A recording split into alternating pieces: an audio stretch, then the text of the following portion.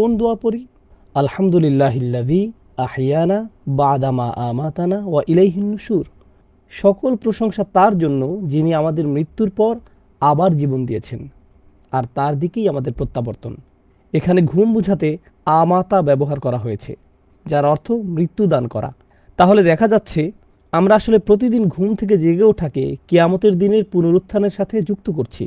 কিয়ামতের দিনের পুনরুত্থানটা হবে মানুষের জন্য অলৌকিক ব্যাপার। তারা শত শত বা হাজার হাজার বছরের ঘুম থেকে মাত্র জেগে উঠল। এটা একটা মিরাকল।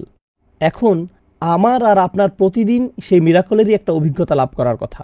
কারো আবার জীবন পাওয়াকে কোরআন খালকুন জাদিদ হিসেবে আখ্যায়িত করেছে, অর্থাৎ নতুন সৃষ্টি। আমার আপনার জন্য এখানে খুবই শক্তিশালী একটা শিক্ষা রয়েছে। কেন?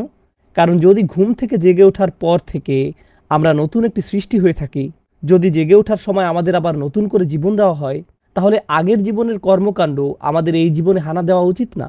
প্রতিদিন একটি নতুন জীবন। প্রতিবার আল্লাহ আপনাকে জেগে ওঠার সুযোগ দিচ্ছেন এই জন্য যে যেন ভুল করে থাকলে আবার নতুন করে শুরু করতে পারেন। এমন অনেক মানুষ আছে যারা অতীত ভুলতে পারে না।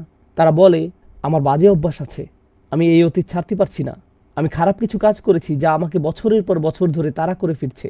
এর ধর্মীয় উত্তর হলো, তুমি তো এই সকালে মাত্রই জেগে উঠলে, এটা তোমার জন্য একটা নতুন জীবন। যখন চূড়ান্ত নতুন জীবন দেওয়া হবে, অর্থাৎ কিয়ামতের দিন, তখন মানুষ কি করবে? তারা সেদিন উপলব্ধি করবে, হায়, অতীতে তো অনেক ভুল করে ফেলেছি। তারা তখন ইচ্ছা করবে যদি তওবার সুযোগ পাওয়া যেত, যদি আবার নেক আমল করার সুযোগ পাওয়া যেত। কিন্তু সেই ইচ্ছাটি এখন প্রতিদিন আমাকে আপনাকে দেওয়া হচ্ছে। শুধু সেই একটি দিন এটি আর দেওয়া হবে না, কিন্তু সেই ইচ্ছাটি তাওবার মাধ্যমে নিজের সকল পাপ মুছে আবার নতুন করে শুরু করার সুযোগ আমি আপনি এখন প্রতিদিন উপভোগ করছি। আলহামদুলিল্লাহিল্লাযী আহিয়ানা বা'দা মা আমাতানা ওয়া ইলাইহিন নুশুর। সকল প্রশংসা তার জন্য যিনি আমাদের মৃত্যুর পর আবার জীবন দিয়েছেন, আর তার দিকেই আমাদের প্রত্যাবর্তন।